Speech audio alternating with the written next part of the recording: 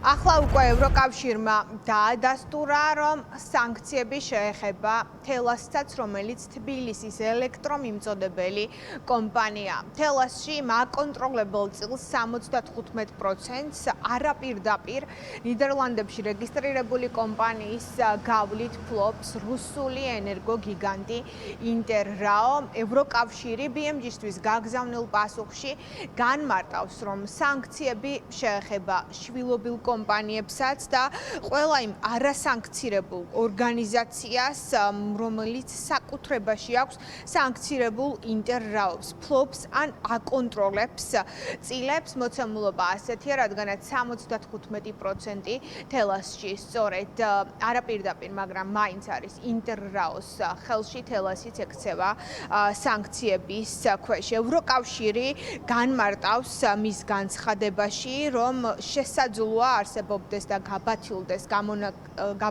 ეს ყველაფერი და არსებობდეს გამონაკლისით იმ შემთხვევაში, თუ თელასი მაგალითად შეძლებს დაამტკიცოს, რომ სანქცირებულ პირს, ანუ ინტერრაოს არ შეუძლია ამ კომპანიის აქტივებიდან რაიმე სარგებლის მიღება ან მათი კონტროლი.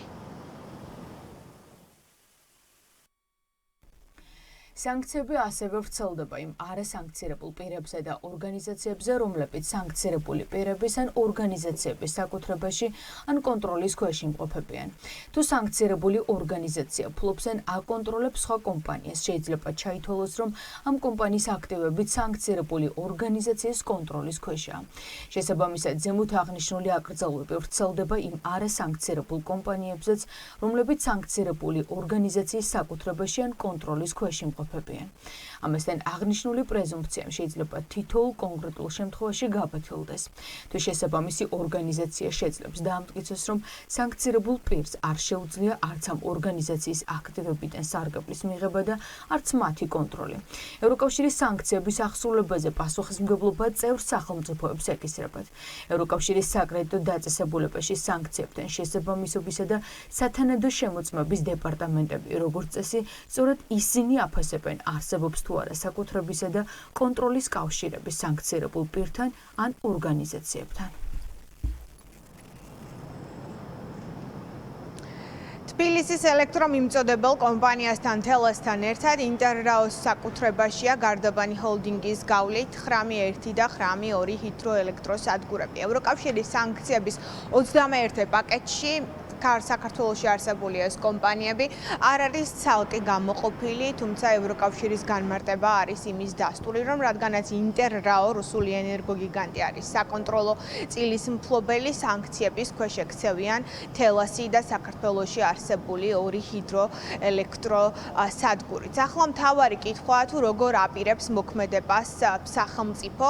უკვე რამდენიმე დღეა, რაც სპეციალისტები სთავაზობენ გამოსავალს ქართულ ოცნებას, მათ შორის საუბარია წილის გამოსყიდვასა და ელიან ქართული ოცნებისგან განმარტებებს, თუმცა პასუხი ჯერჯერობით არსად ისმის. ოპოზიცია ამბობს, რომ სწორედ ქართული ოცნების მოვალეობა ახლა გააკეთოს ყველაფერი იმისთვის, რომ თბილისში მოქალაქეებს არ შეექმნათ ელექტრომიწოდების პრობლემა. ოპოზიცია ხედავს ამ რეალურ საფრთხეს მაშინ, როდესაც თელასის საკონტროლო პაკეტი არის სანქცირებული რუსული კომპანიის ხელში.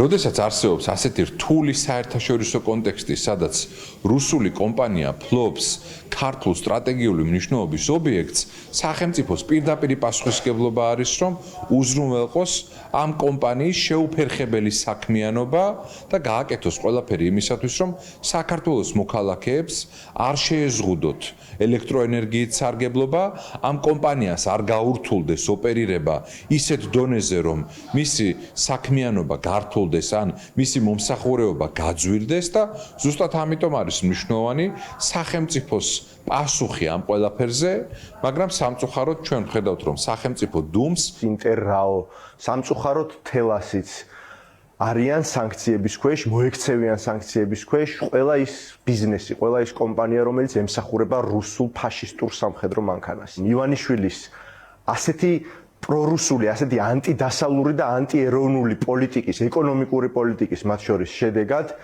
ქართული ბიზნესი როგორც ბრენდი ხდება ძალიან სერიოზული სამიზნე, ძალიან დიდი საფრთხის ქვეშ, რომ გადაიქცეს ისეთ ბრენდად, როგორიც არის მაგალითად რუსული ბიზნესი, ბელარუსული ბიზნესი და ყველა წესიერი პატიოსანი ბიზნესმენი შეიძლება ძალიან მალე გახდეს დაუმსახურებლად და ივანიშვილის ბრალეულობით სერიოზული სანქციების ქვეშ დასანქცირდეს, რაც გააჩერებს ამ ქვეყანაში ეკონომიკას და პირდაპირ შეეხება ჩვენს თანამოქალაქეებს. ევროკავშირის სანქციების 21 პაკეტი ურტყამს რუსეთის სამხედრო მანქანის მუშაობისთვის საჭირო ყველაზე მნიშვნელოვან ფაქტორებს. ენერგეტიკას, ნავთობს ეხება ეს სანქციები, სწორედ ამ პაკეტში აღმოჩნდა ინტერრაო და როგორც გაირკვა საქართველოში თბილისში ელექტროენერგიის მიმწოდებელი კომპანია თელასიც არის ის, ვისაც ვრცელდება სანქციები. ეროვნულმა ბანკმა გააკეთა განმარტება, რომ აბონენტები, თელმიკოს და თელასის აბონენტები შეძლებენ, რომ მომსახურების საფასური გადაიხადონ ლარში, თუმცა კითხვა რჩება კითხვად, როგორ შეძლებს თელასი სანქციების პირობებში სხვა ტრანზაქციების შესრულებას, რომელსაც საერთაშორისო გადარიცხვა სჭირდება. მადლობა ლიკა, პირდაპირ ეთერში ლიკა ჯანყარაშვილი საუბრობდა.